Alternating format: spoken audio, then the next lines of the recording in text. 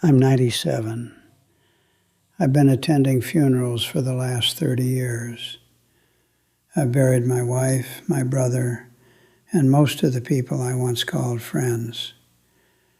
You would think that by now I'd be numb to loss, but I'm not. What I am is awake. I see things now that were invisible to me when I was your age, when the noise of life was too loud.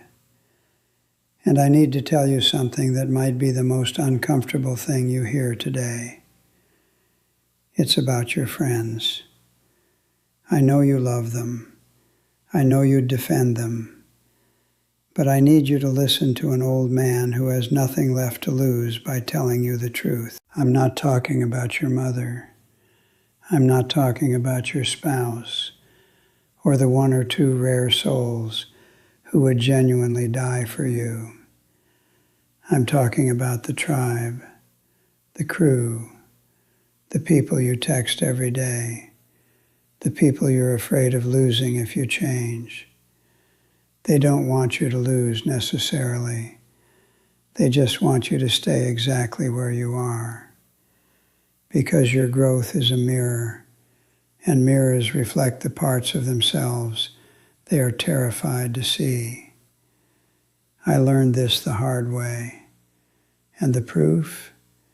The proof is written in the wreckage of every life I've ever observed that tried to rise too high. When I was 45, I had a revelation. I was a middle manager at a manufacturing plant. I was comfortable. I had my Friday night poker group. We'd been meeting for a decade. We complained about our wives, our bosses, and the rising cost of beer. We were united by a single powerful force, mutual mediocrity. One night I told them I was leaving my job. I had an opportunity to start my own small consulting firm. It was a risk. I was terrified, but I was also excited. I'll never forget the silence that followed. It wasn't the silence of surprise. It was the silence of a trap snapping shut. Then came the comments. They didn't sound mean on the surface. They sounded concerned. "Jim, the economy is terrible right now. Are you sure? That's a big risk for a guy your age. What if you fail? I heard those consulting firms are a dime a dozen. Don't quit your day job just yet, ha-ha." That ha-ha was the knife. It was the sound of them trying to keep me small. I didn't listen. I jumped. For the first 2 years, it was hell. I worked 16-hour days. I lost touch with the poker group because I was too busy. And you know what? They didn't call. They didn't check in. I had broken the unspoken rule. I had tried to leave the floor of the cage. Then things turned. I got a big client, then another. Suddenly I was doing well. I wasn't rich, but I was free. I had money. I had time. I had purpose. And that's when the real proof showed up. About a year later, I ran into one of those old poker buddies at a diner. He saw me, and for a split second, I saw his face. It wasn't happiness. It was a flicker of something else. Discomfort. Envy. He walked over, slapped me on the back a little too hard, and said, "Look at the big shot. Must be nice. Must be nice." 4 words. 4 words that told me everything. It wasn't "I'm proud of you." It wasn't "I missed you." It was a dismissal. It was him trying to put me back in the box he kept me in. He needed me to be the guy complaining about the boss, not the guy who became the boss. This is the secret the world doesn't tell you. We think friendship is a sanctuary, but for most people it's a pact. It's an unspoken agreement to stay at the same altitude. Subconsciously, we create a shared ceiling. It keeps the group safe. It keeps the group comfortable. When you try to rise through that ceiling, you don't just leave the group, you break the pact. Your success becomes their failure to launch. Your discipline reminds them of their laziness. Your courage shines a light on their fear. They won't hate you for it. They'll just gently, subtly try to pull you back down. They'll call you arrogant for working late. They'll say you've changed when you stop drinking with them on a Tuesday. They'll question your new friends, your new goals, and your new habits. Not because they're evil, but because your evolution is an indictment of their stagnation. I watched this happen to my own son. He's in his 70s now, but when he was young, he was a brilliant carpenter. He wanted to start his own cabinetry business. His friends, the guys he grew up with, laughed at him. Who do you think you are, an artist? They kept him drinking. They kept him late. They kept him small for 20 years. He finally did it in his 50s, but he always wonders where he'd be if he had listened to himself instead of them. Look at your own life. Think of your own big idea, the one you had last week, the one you mentioned to your best friend. Did they get excited?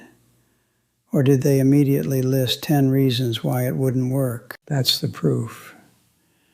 Their fear is not a fact. It's a reflection of their own limitations. The Stoics understood this. Marcus Aurelius wrote about the people who cling to you, not because they love you, but because they need you to validate their existence. He said, "To expect bad people not to injure others is crazy. It's like expecting a fig tree not to yield its juice." If your friend is invested in mediocrity, to expect them to celebrate your ambition is crazy. It goes against their nature. So what do? Do you burn all your friendships? No. That's the rage of a young man. The wisdom of an old man is more surgical. First, you must learn the art of the quiet fire. Do not announce your dreams to the people who have a vested interest in them failing. The seed doesn't scream at the soil. It just grows in the dark. Let your success be your noise. When I started my consulting firm, I stopped talking about it. I just did it. By the time anyone noticed, I was already gone. Second, you must categorize your friends. I wish I had learned this at 30 instead of 60. You have same place friends. These are the people you hang out with because you're in the same boat, same job, same town, same complaints. Enjoy them for what they are, but do not give them the keys to your soul. Do not let them navigate your ship. They will run you aground to keep you company on the beach. Then you have next place friends. These are rare. These are the people who are either where you want to be or are running in the same direction. These are the ones who, when you say you're starting a business, hand you a check.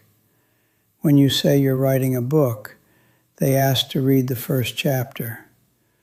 When you say you're quitting drinking, they offer to drink tea with you. If you don't have next place friends, it is better to be alone than to be dragged down by the same place crowd. Solitude is a better teacher than a crowd of critics. I am 97. My body is failing, but my mind is clear. And from this summit, looking back at the long road, I can tell you with absolute certainty that the biggest threat to your potential is rarely your enemy. It's your inner circle. The enemy you can fight. The critic you can ignore.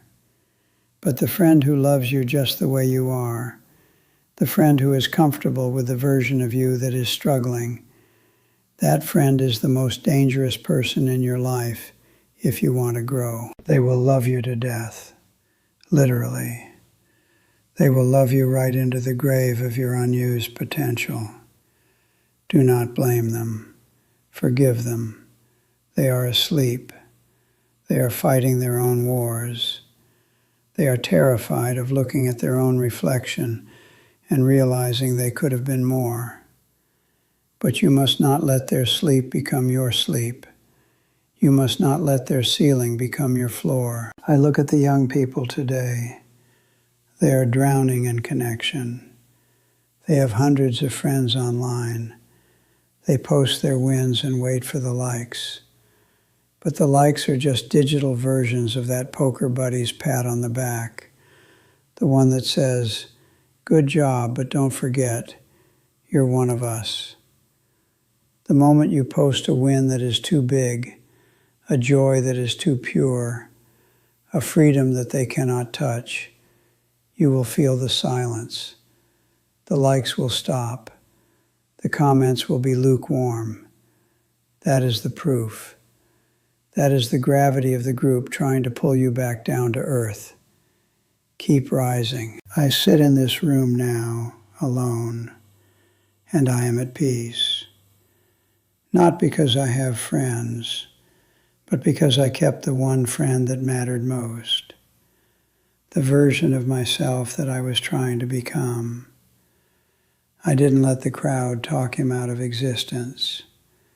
So here is my challenge to you.